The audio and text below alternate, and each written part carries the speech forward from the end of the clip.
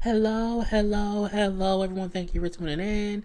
I am Jay Lee. This is JLeesCorner. This is my review for T.I. and Tiny and them. Okay, season 3, episode 8. I did not review last week's episode because I just did. I was not in the mood to do it, but y'all gonna get this one this week. I don't know if this will be up on Tuesday or Wednesday. It's Blackout Tuesday, and either the show came on Monday, and I'm recording this Monday, late Monday.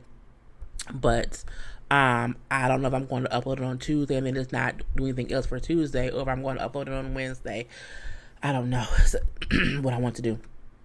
But anyway, if you have not done so already, please take a moment to subscribe to my channel and become a whole JayBird, JayBird, dun dun dun dun dun, and all that goodness and stuff.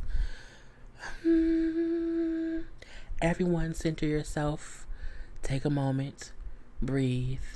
Inhale. Exhale. Inhale. Exhale. And center yourself. Okay? And as always, relax, relate, release. Okay? That's my way of kind of helping people, you know what I'm saying? And they listen to me. Do not forget to also like this video, comment in the comment section, to share it on your social media. You can also follow me on IG and on Twitter at J_Lees_Corner. And all that is, of course, in the description box below. So, I'm going to review this out of order because I'll be trying to do it in pieces or whatever. We're going to let that be. So we do see the Toyas, LaToya and Toya having brunch, chit-chatting, talking or whatever, okay? And they call Tiny on the phone, okay? And even though this scene happened later in the episode, it's a standalone thing for me, okay? Because they call Tiny and they ask her about, her car being broken into, and jewelry that she said was in her car when she parked it, and it wasn't in her car when she got back to it. And I remember reporting on this story in my gossip chats, and back then we said, insurance job. But I don't know if that's really what it was or whatnot. That was allegedly. But I was like, I guess so. She brought up how she left like a bag of jewelry in her car, a Lamborghini. Who leaves a bag of jewelry in a car in Atlanta? A Lamborghini with just a bag that looked like a jewelry bag on? That's just not smart. But she said it's an investigation going on, so I can't talk about it or whatever. I can't speak on it or whatever. Okay, we gonna leave that be. Here's a job.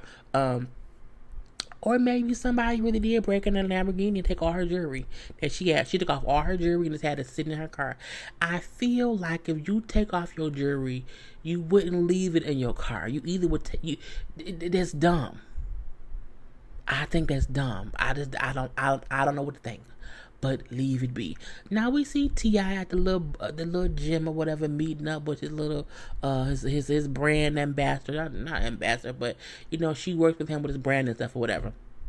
And he said he wants to do more about human trafficking. Okay, he wants to discuss it and bring light to it because at this time when the show was being recorded, it was a lot of talk and banter and just things about a lot of trafficking going on in Atlanta, like a lot of it. So I get why, he was trying to discuss. So he then goes and he meets up with David Banner. David Banner, who we know was a rapper. It still is a rapper. I won't say was, but he's become more of an activist more than rapper. Since he was seeing rap and all kind. Was he? No, he not Mr. Wood. That's this other dude. That's a white dude. What's it? Work them hips, girl. It's the song I can do this. Anyway, we had David Banner. Anyway, I had the whole song in my head. So, again, they talking and chit chatting or whatever, and it's a way to, bring it all. Like, it was a banter of the chit chat of tat or whatever. And they kind of come with the idea, okay, you should go talk to Centaurea Brown. Okay, now we all know who Centaurea Brown was. She was granted clemency from prison after turning, I think, 50. She was convicted at 16, charged as an adult. Okay, even though that she had been sex trafficked and everything, and she ended up killing, the guy who was, trying to get it from or whatever. And she was 16 when she was sentenced to 15 years in prison. And no, she was sentenced to life in prison, and she ended up serving 15 years. And so she, of course, is a part of that realm. So, that's a person to talk to because she would have more insight on that world or whatever. So we do see that Centaurea comes and does T.I.'s podcast. That's her husband. Sitting behind her. I like them as a couple. I'm happy I have not seen them do much reality TV. I feel like reality TV would kind of ruin them. I think the only proper way for them to do it would be like do it on own, with just Shaw, and then maybe you just I just don't want it to be tainted. It's just weird or whatever. But anyway, she comes on to speak about how she like I was I kept holding up hope that I would just get out of there, even though I was sentenced to life. But I was denied my last appeal in 2016 and everything, but I found out, like I was being told, that UTI was tweeting about my story.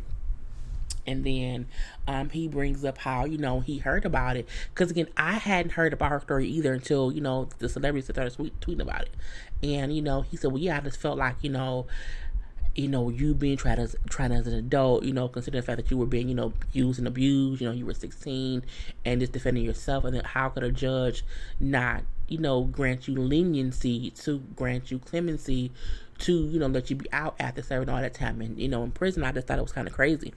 And, so, he said, well, yeah, and I like how she brought up that, not all, traffickers of sex or whatever are the kind of people who kidnap people and, hold them against their will or whatever. She like, sometimes you have these Romeo pimps who just have these young girls doing whatever and they getting paid for it, and the girls don't think nothing wrong with it, but in actuality, they are basically being, trafficked, and it's just a different form of it. So that's why there are so many girls who are affected by it, and it's not okay. So I like how she was able to bring a different voice and a different thought to what it is, and not have so many people assume, oh, it's just this one thing or whatever. It's like, no, it's not that.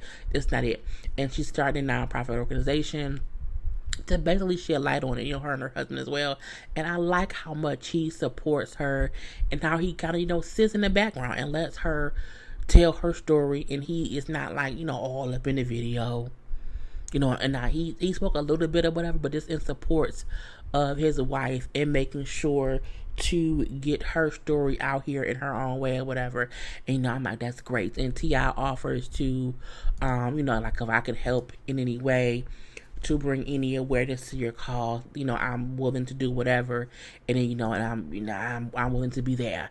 And it was a great little thing. I need to go on this podcast and try to find it.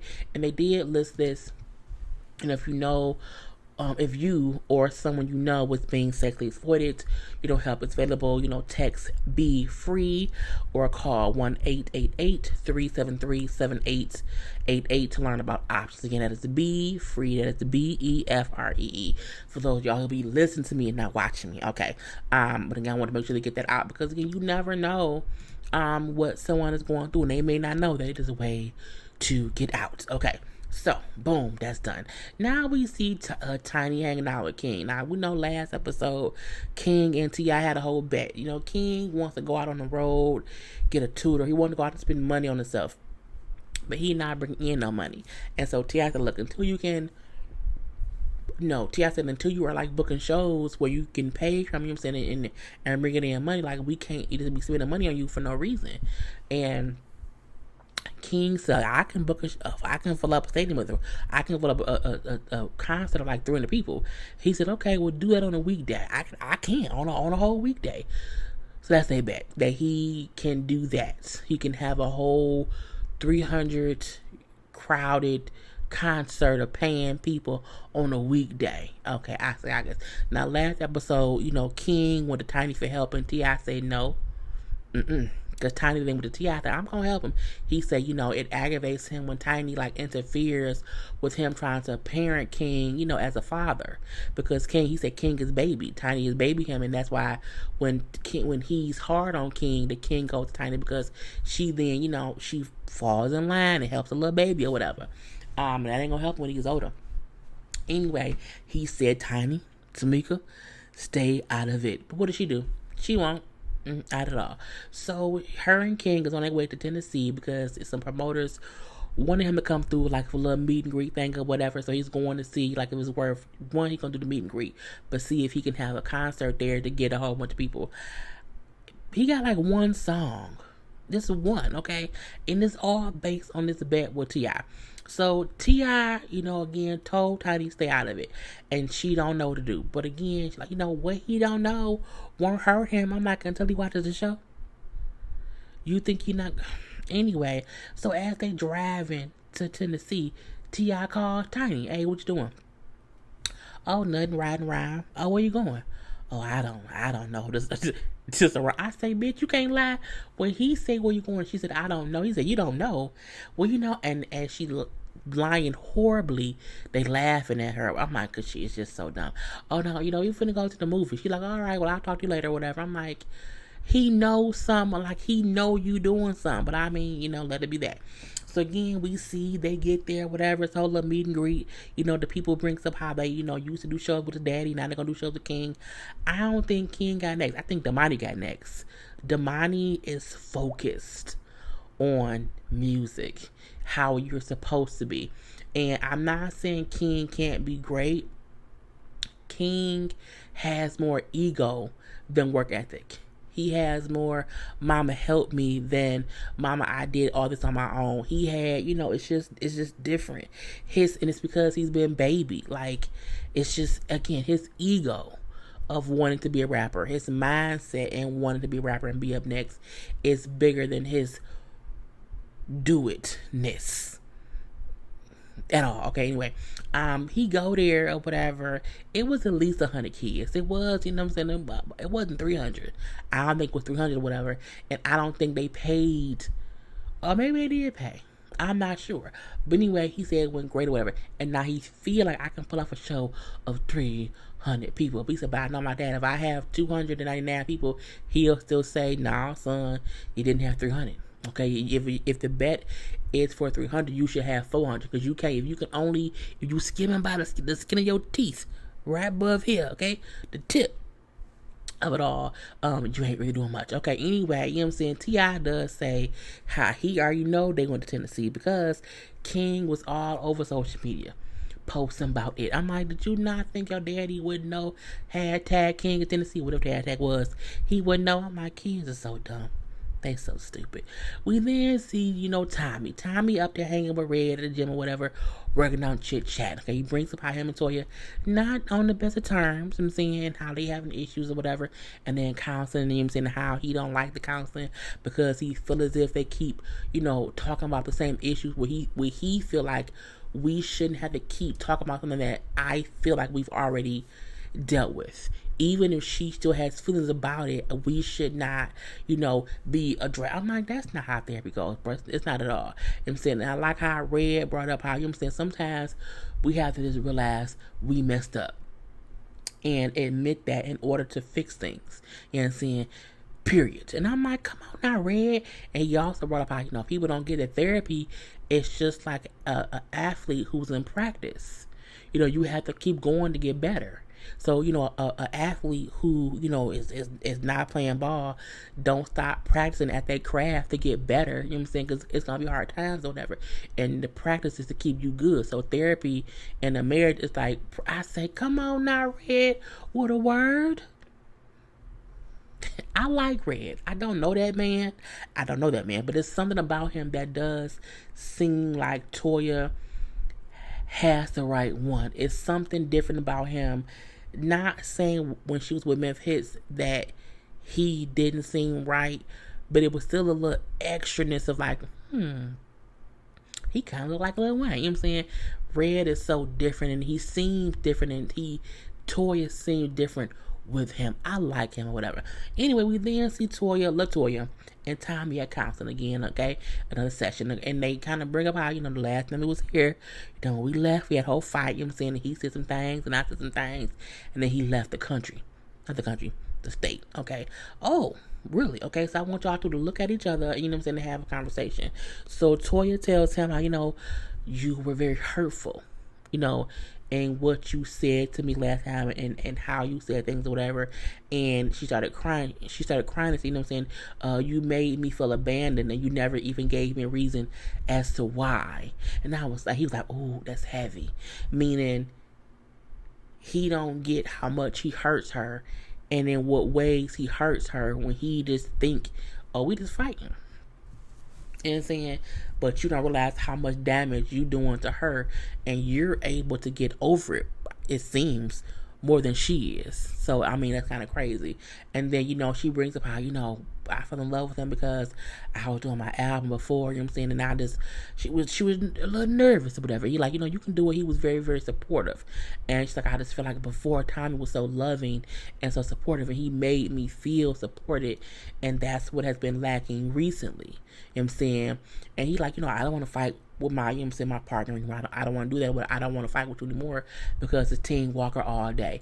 And I feel like it's good that he can say it's Team Walker, but unless you make an honest effort to put her first, and I mean put her first above all else. And I'm not saying put her first as in to disregard your daughter, but I feel like you have to put Toya first, because if your marriage is bad, how can you be a good father if you fail it at home with your wife who just wants you to love her? Like how can you not want to show your daughter the proper way a man loves his wife, so that she knows as she gets older what she should expect? You know what I'm saying? So I feel like, it's not about him disregarding his daughter and putting Toya over the daughter, but you have to make space for her to know that she is your number one. And her being your number one does not make your daughter her number two. But when you make Toya your number two, and you make her feel like she's not the most important person, that's the fucked up part time. So I need him to also realize that too. But they then tell him, I want y'all to do the stand up and just hold one another in this hug for, 60 seconds or whatever, and just embrace one another, you know what I'm saying, at that moment. And Tommy's a little freak, grabs her butt. But again, they still embrace it, you know what I'm saying? And I feel like they may have had, exhaled. Sometimes I think we don't realize how much in life we walk around holding our breath, and we don't realize until, oh, wow. I just took a breath. I just released the breath. You know what I'm saying? I feel like that hug could have been that for them. And we do see back at home, later on or whatever, how Tommy brings up how the sessions they have been going to are very, very helpful. They're very helpful to them a whole bunch, okay? And how he then apologizes to Toya. You know what I'm saying? I know that you don't deserve me taking my frustrations out on you, okay? And I love you and stuff. And I'm like, that's a good thing and everything. And even Toya bringing up how, it really has been helping. It's like, it's really a good thing. And, you know what I'm saying, he's changing or whatever. And, it's good that he can acknowledge his shortcomings. And, he can make me feel loved and wanted again or whatever. And so we are growing and getting better. And that's why I said the last time I reviewed the episode that I didn't want to fully judge Tommy based on the asshole he was being, because marriage is tough. Okay, let's make that clear. And I felt like give him time to get it together. And it seemed like he realized, hey, we need to be better. And that may be the reason why they got knocked up. Okay, yeah. And then lastly, okay, we have Toya. Toya's having her and Red both are having a kickball event to support cancer. Of course, Tommy wants to go because his mom passed away from cancer. And, the whole gang is singing around. Now, everybody there except Monica. Now, Monica is taking some time out to spend time with her kids because her son had that seizure. When she talked about her son having a seizure in the last episode. So, you know what I'm saying? She's like, at home tending to her kids. But we see, Toya brings her mom there or whatever. Now, she was at home talking to Red and Regine, and she brings up how her mom has been different since the trial of her brother's killer. And how we last saw Mama Nita at Toya's housewarming, drunk, fussing at Toya's daddy. You know what I'm saying? And I feel like the reason she may have been fussing at the daddy at that time was because, one, we had 6 kids together, and 2 of our kids is dead. You know what I'm saying? 2 of our sons are no longer here, and so that pisses me off when I think about the bull crap you put me through when we were together. Because you still had all them kids on me. And now I lost 2 of my kids. I think it was more than just her being drunk because she don't like the daddy. I think it was her not knowing how to handle her emotions at that point in time. And I'm like, well, thank God she had just some alcohol and not crack. Cause she want that stuff. Anyway, so, she brings up again, say her mom in that way. It reminded her, when her mom used to get drunk, get high, whatever. I'm saying, and she wants to go check on her to be sure that not back on that stuff. Now at the Beat Cancer event, they have and everything, it's little 2 teams or whatever. And I'm saying that each person will donate $100, and then all the donated money will go to whichever team wins. And Toya team was team for breast cancer, and then T.I.'s team was for prostate cancer. So again, they'll donate to one of the 2. And then a good time was had. They all had fun. It was very competitive. I mean, it was competitive, honey. I'm yelling and screaming. Okay? And what was beautiful was LaToya and Tommy. LaToya brought up how, seeing him in his element, and I think it's a thing to where he probably had also been so depressed with his mom passing away, she may not have even seen her husband enjoy himself in a long time.